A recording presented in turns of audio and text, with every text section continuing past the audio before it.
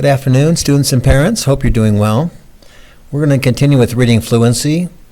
This is the same exercise, but different passages every week, and this is going to continue to the end of school. I hope you're getting an idea of how to learn to read, students, and I hope parents you're getting an idea of how to learn to teach. Never have someone give you the answer. You have to figure the answer out yourself when you read. This is what the exercise is about. This reading fluency is just going to be a quick overview of how to do it. Make sure you fill in your words per minute on the back of the reading log, and pretty soon we'll set some goals for you. So this is Reading Fluency. This is R for reading, 5 for this is the 5th week of virtual learning, and this is the first reading video. Here's our reading passage for week 5. I'm hoping that everyone has, by week 5, gotten used to the routine of how to use these reading passages. I'm going to fill in the top portion and read through once and underline some words that I think might be difficult for students to understand. But reading from the beginning to the end of the passage is what we're trying to accomplish at a pace between 120 and 140 words per minute. And you can time yourself with a timer. It's not a race, it's just the pace is what we're going for.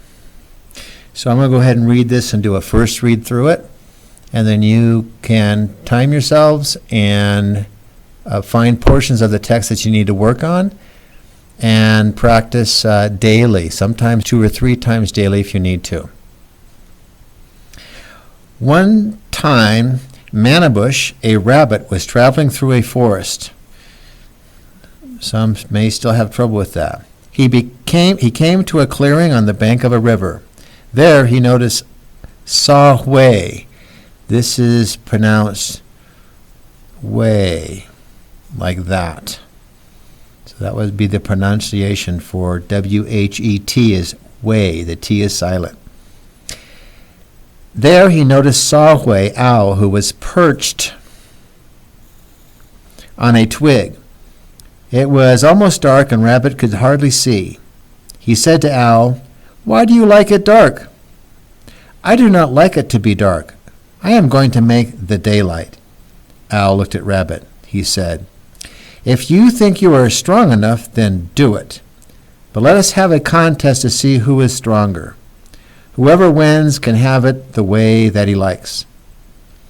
Then Rabbit and Owl called together all the animals of the forest.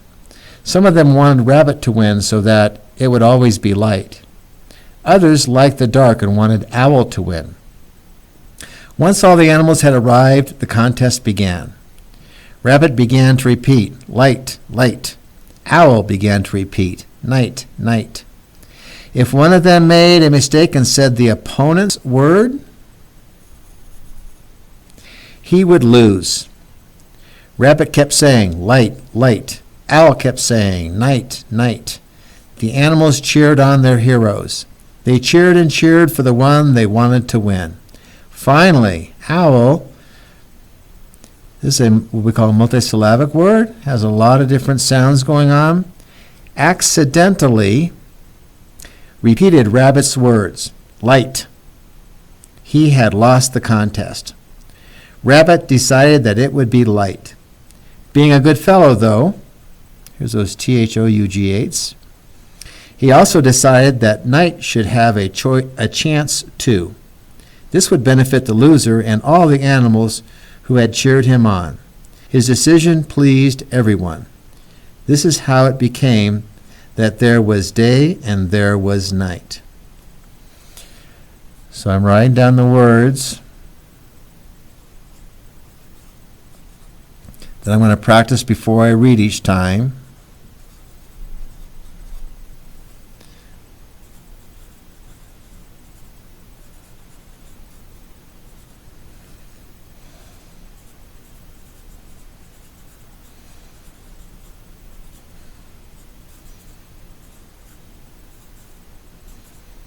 So this is through, and this is though. So these are two words that readers often get confused with. Perched is just like it sounds, but that may be vocabulary.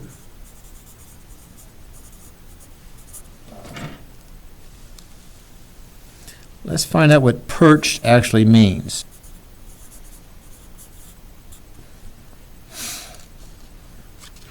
And if you don't know what opponents means or accidentally, you might know those. Though is a little bit too difficult to define. Though and through are a little bit too difficult to find. We're going to leave those off to the side. Put your name up here at the top. What kind of genre do you think this is? We had this for week 2.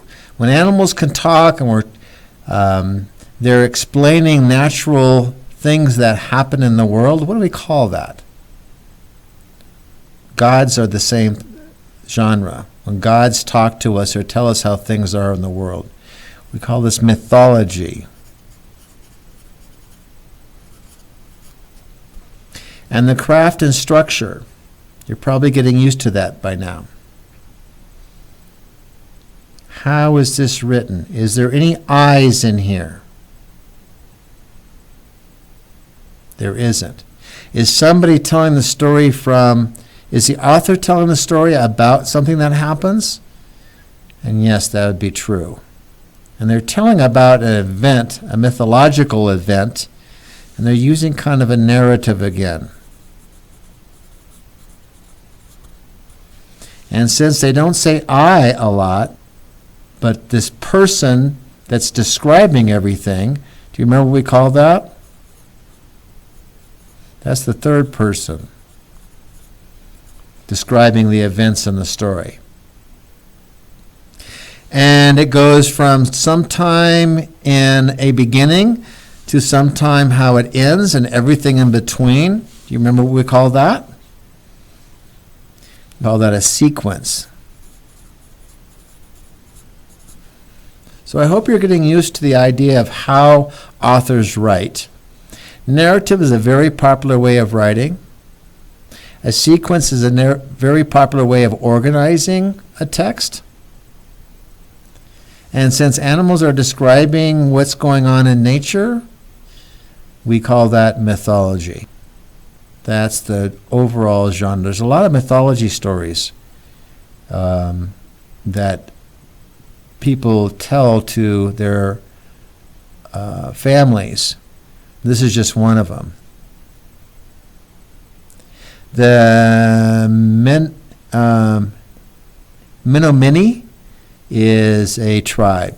I'm not sure where they're actually at. This is also called a tale, so sometimes they're called tales.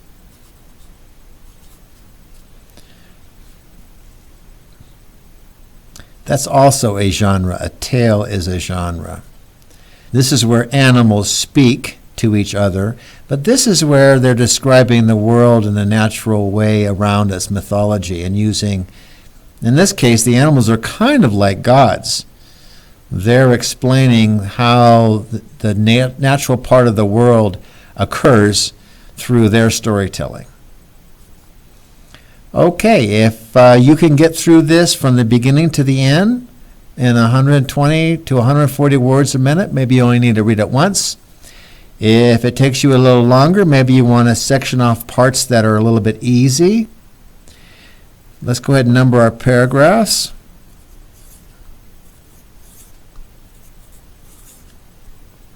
Take one paragraph at a time. If number 2 is easiest, start there.